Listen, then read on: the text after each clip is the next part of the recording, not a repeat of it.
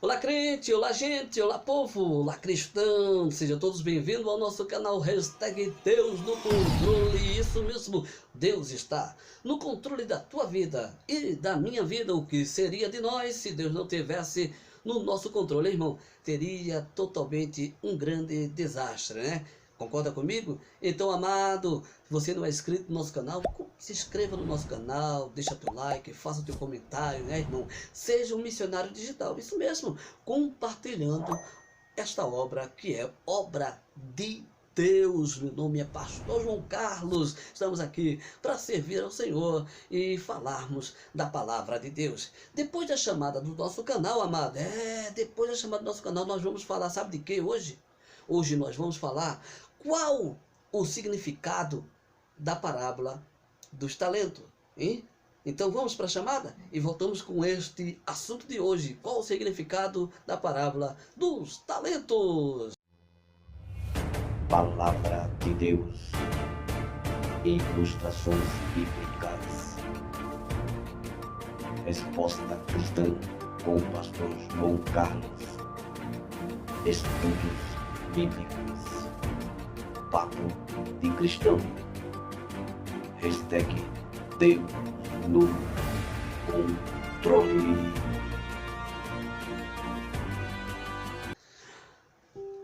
A parábola dos talentos está registrada no Evangelho de Mateus, capítulo de número 25, versículo 14 ao versículo de número 30. Veja só, o significado da parábola dos talentos fala sobre responsabilidades e prestação de conta no juízo. Sabia, irmão?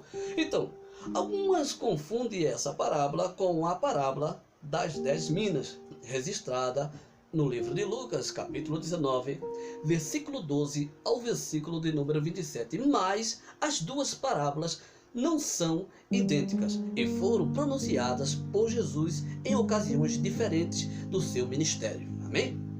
O contexto histórico da parábola dos talentos.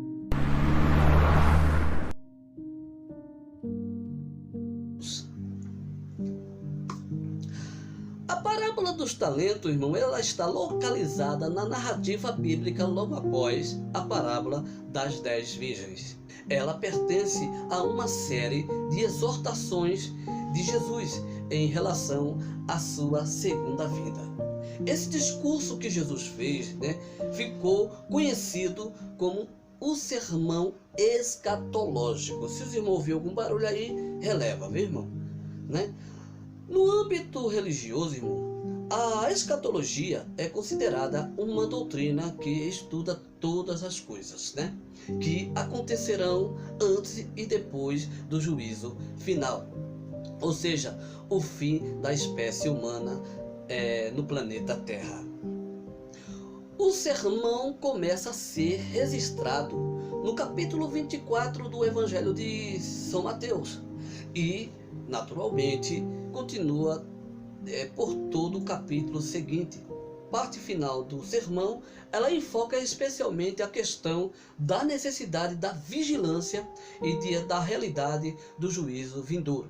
Jesus diz muito claramente que nesse dia os servos e os ímpios serão separados.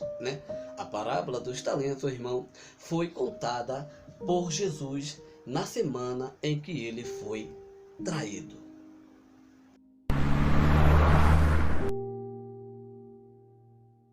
Explicação da parábola dos talentos. Jesus fala nessa parábola sobre um homem, dono de muitas propriedades, preste a viajar. E esse homem, ele confiou os seus bens aos seus servos. Para um servo ele deu 5 talentos, para outro servo deu 2 talentos, e para o último servo ele deu 1 talento. Parece ser injusto, mas não foi.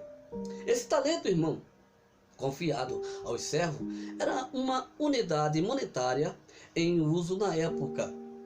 Estima-se que o talento equivalia a 6.000 denários, sendo que 1 denário era o salário pago pela diária de um trabalhador comum. E logo um talento equivalia a quase 20 anos de trabalho para a maioria dos trabalhadores daquela época. O que é um denário na Bíblia? Talvez você se pergunte, o que é um denário na Bíblia? Né? O significado denário do latim, denarius, e do grego denarion, tem a origem no seu valor, pois, inicialmente, o dinheiro equivalia a 10 ases de cobre, outra moeda romana.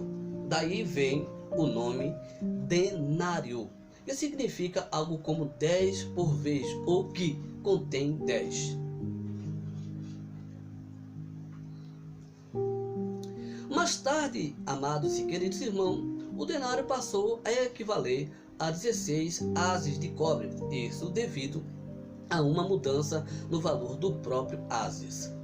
O denário foi uma moeda tão popular que muitos países acabaram por adotar o termo denários como designação de suas moedas nacionais. A própria palavra em português, dinheiro, tem a origem no latim denarius, assim como o francês denier, o espanhol dinheiro e o italiano denaro. Meu Deus, eu não sei nem falar português direito, né, irmão? Então, naturalmente, querido, esse proprietário era um homem muito rico.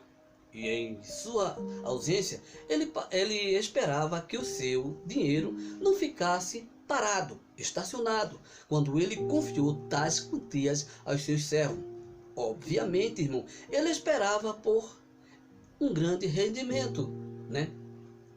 Outras características interessantes é que esse senhor, ele confiou quantidades diferentes de talentos a cada servo. Isso significa que ele sabia muito bem que uns possuíam mais habilidades para os negócios que os outros, né? E sob essa lógica, cada servo recebeu uma quantidade adequada de talentos para administrar. O servo que recebeu 5 talentos, ele conseguiu drobar esse patrimônio. O mesmo também fez o servo que recebeu 2 talentos. Agora, já o servo, irmãos, que recebeu apenas 1 talento, enterrou esse talento e ficou aguardando a volta do seu senhor, né? O costume de enterrar no chão, né, quantias de dinheiros ou outros tesouros diversos era uma prática comum daquela época, né? Quando o patrão ele retornou de sua viagem, os servos que multiplicaram os talentos apresentaram seus resultados, né? O proprietário ele aprovou os resultados obtidos e ainda prometeu confiar aos servos bons e bens ainda maiores. Além disso, ele também convidou os seus servos a participar de sua alegria, ou seja, comemorar com ele. Essa expressão remota a uma ideia de confraternização, uma espécie de festa onde os servos sentariam à mesa com seu senhor para juntos se alegrarem por causa dos bons resultados, né? Agora, irmãos, já o servo que recebeu 1 talento e o enterrou foi chamado pelo proprietário de mal, negligente e inútil, diferentemente dos outros, não foi? Ele não foi convidado a participar da confraternização com seu senhor. Pelo contrário disso, ele perdeu qualquer privilégio que tinha, restando-lhe apenas um terrível lamento.